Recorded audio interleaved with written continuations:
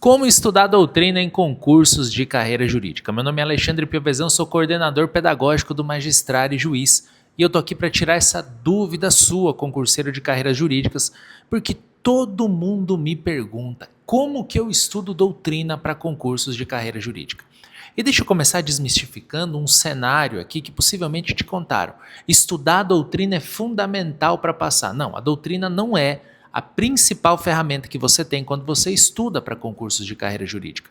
E aqui, atrás de mim, tem uma parede cheinha de fotos de alunos magistrado aprovados e todos estudaram doutrina do mesmo modo, porque a doutrina é uma ferramenta que serve para ser bem utilizada, mas não é a sua principal ferramenta quando o assunto é estudo para concursos de carreira jurídica. Então, Alexandre, me fala aí, como que eu vou estudar doutrina para concursos de carreira jurídica? Primeiro ponto, quando a gente pensa em um cenário de prova objetiva, é aquela prova preambular, a prova de primeira etapa, o seu foco principal tem que ser lei, informativos e resolução de questões. Ou seja, o tripé que sustenta a sua aprovação, ele mora em cima de um cenário lógico de pensar aquilo que a banca cobra tradicionalmente. E a banca tradicionalmente, as bancas tradicionalmente, eu falo aqui das bancas em geral, FGV, Sebrasp, FCC, enfim, elas não vão trabalhar com você conceitos doutrinários em provas objetivas. O que elas querem saber é se você conhece a legislação, o que elas querem saber é se você conhece a jurisprudência dos tribunais superiores e do Supremo Tribunal Federal. Então aqui, o cenário de preparação em primeira etapa é um cenário muito voltado para a legislação, para informativos e, notadamente, resolução de questões em cima dessa lógica de leis e informativos, conhecendo o perfil específico de cada banca examinadora. A ideia de resolver questões é você conseguir alinhar a sua expectativa à expectativa da banca examinadora. A ideia de resolver questões é você conseguir focar naquilo que a banca examinadora tradicionalmente cobra e entender a maneira como a banca examinadora cobra determinados conteúdos. Então, olha só, o nosso foco em primeira etapa não é doutrina. O nosso foco em primeira etapa é manter o tripé de lei, informativos e questões. Mas aí, Alexandre, vem a grande pergunta. Onde é que entra a doutrina nesse cenário de preparação? Ela não faz parte desse cenário? Não. A doutrina ela faz parte desse cenário de preparação, mas da maneira adequada. Ela faz parte desse cenário de preparação, porém da maneira correta. Como? Doutrina para a primeira etapa é ferramenta suplementar de estudo. O que isso quer dizer? Estou lendo a legislação, tive uma dúvida, doutrina me socorre. Estou lendo o informativo, tive uma dúvida, doutrina me socorre. Estou resolvendo uma questão objetiva, tive uma dúvida, doutrina me socorre. Então a doutrina, os manuais, os cursos que nós temos, aqueles livros que trabalham de A a Z, as disciplinas, os institutos, eles devem ser usados pelo concurseiro com parcimônia, porque você não vai pegar esse conteúdo e estudar esse conteúdo de A a Z. Eu tenho um exemplo muito pontual e é um exemplo de dentro de casa. Minha esposa, Carolina, é juíza e ela estudou como magistrada. E o início do estudo da Caroline foi um estudo voltado para a doutrina. Então ela comprava doutrinas e ela lia doutrinas de capa a capa. Ela lia doutrinas de A a Z. Isso é um grande problema. Por quê? Quando ela começou a acumular esse conhecimento doutrinário e começou a fazer provas de primeira etapa, ela ficava com 40, 45, 50 pontos. E ela ficava se questionando, como que eu não estou evoluindo se eu li várias doutrinas de capa a capa? Ela ficou mais ou menos 1 ano e meio só nesse estudo doutrinário. Até que ela virou a chave e percebeu que o grande foco aqui era redimensionar o estudo. A doutrina, ela não deixa de fazer parte da sua trajetória. A doutrina passa a fazer parte da sua trajetória de uma maneira muito assertiva, de uma maneira muito pontual, circunstancial, relativa àqueles pontos que você tem dúvida. Então a função da doutrina não é uma função de ser a grande ferramenta que vai te levar à aprovação. Não é isso. A doutrina deve ser estudada com sabedoria em um cenário de primeira etapa.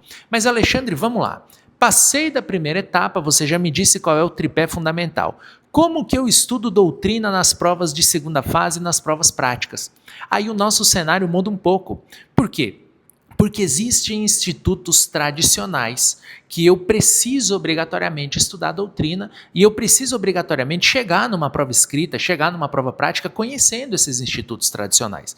Eu vou te dar um exemplo aqui, processo civil. Eu preciso conhecer normas fundamentais do processo civil e eu preciso de um estudo doutrinário sobre isso. Eu preciso de um estudo doutrinário sobre precedentes. Eu preciso de um estudo doutrinário, por exemplo, sobre controle de constitucionalidade. Agora veja, quando a gente entra em cenários de prova escrita, a doutrina, ela passa a fazer parte da minha trajetória de estudos de uma maneira um pouco mais intensa, mas ela continua não sendo a principal ferramenta.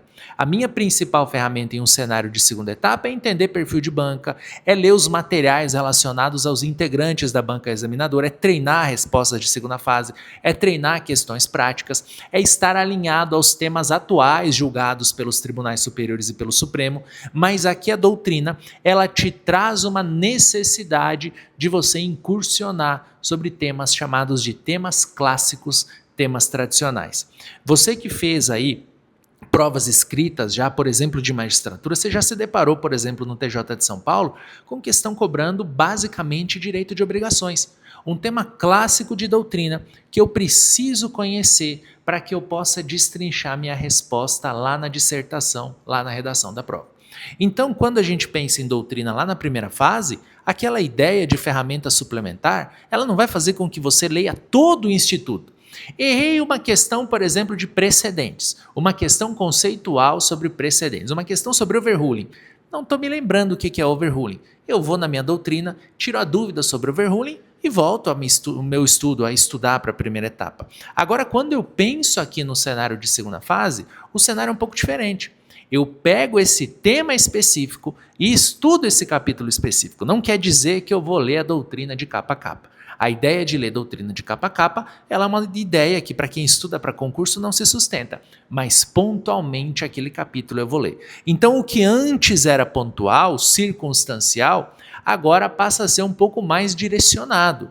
Eu preciso verticalizar um pouco mais, eu preciso me aprofundar um pouco mais, porque a doutrina em um cenário de estudo para provas escritas, sejam elas discursivas, sejam elas provas práticas, é um cenário de verticalização. Por quê?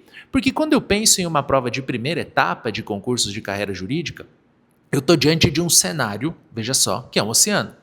Eu tenho uma imensidão de conteúdos, mas eles caem até a canela. A profundidade é rasa. Por quê? Porque é profundidade de lei de informativo.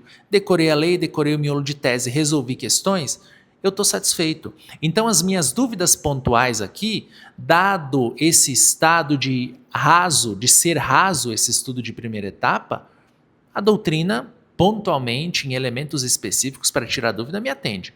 Só que quando eu entro nesse cenário de provas escritas, aí a minha análise a respeito do estudo de doutrina, ela passa a ser uma análise mais pontual. Por quê? Porque muito embora eu não precise ler a doutrina de A a Z, eu tenho aqui um lago, tá? Na segunda fase, nas provas práticas, eu não tenho todo o conteúdo de primeira fase, eu tenho um laguinho. Só que esse lago tem 50 metros de fundura. E aí, por exemplo, eu vou pegar temas clássicos e eu vou incursionar e eu vou aprofundar sobre esses temas clássicos de doutrina. Agora existe um porém que eu quero te deixar alerta desde já. Não é raro que as bancas examinadoras tenham integrantes que escrevam muito, que tenham muita produção literária. E vez ou outra, esses integrantes de banca examinadora são integrantes que escreveram monografias específicas sobre temas específicos. Nessa circunstância aqui, há necessidade de leitura integral dos livros dos membros da banca examinadora. Por quê? Porque há uma grande chance de ele cobrar numa prova escrita alguma questão relacionada a um tema que ele está imerso em pesquisa, que ele já escreveu e que ele domina muito. E aí, a partir disso, neste ponto, neste aspecto específico, aí sim, o nosso estudo de doutrina tem que ser um estudo de A a Z, um estudo integral, pensando naquilo que o membro da banca, veja só, o meu examinador que está ali do outro lado, ele escreveu aquilo, e se eu vou fazer uma prova que ele vai corrigir, eu preciso ler o livro dele obrigatoriamente. Mas, professor, quanto a esse último ponto aqui, eu tenho que ler o livro dele obrigatoriamente. Legal, tudo bem, eu vou ler o livro dele obrigatoriamente. Mas e se eu me deparar lá na prova com ou que se eu não me deparar na prova, na verdade, com questões relacionadas ao que ele escreveu. Olha só, o interessante aqui é que a partir do momento que você lê de A a Z o livro do membro da banca examinadora, você ganha elementos transdisciplinares, interdisciplinares, porque você vai entender como ele pensa, você vai entender a análise dele sobre determinados aspectos, você vai entender a maneira como ele escreve, e isso vai facilitar a sua execução de prova escrita. Então, olha só, você que estuda para concurso de carreiras jurídicas e tem dúvidas sobre como estudar doutrina, espero ter te auxiliado aqui. E olha, eu quero te fazer um convite, se você gostou desse nosso bate-papo aqui, se inscreve no nosso canal, ativa o sininho e dá um like, porque tem muito conteúdo bacana para você. E em breve eu tenho certeza absoluta, você vai estar aqui também na nossa parede de aprovados. Sucesso, fica com Deus. Tchau, tchau.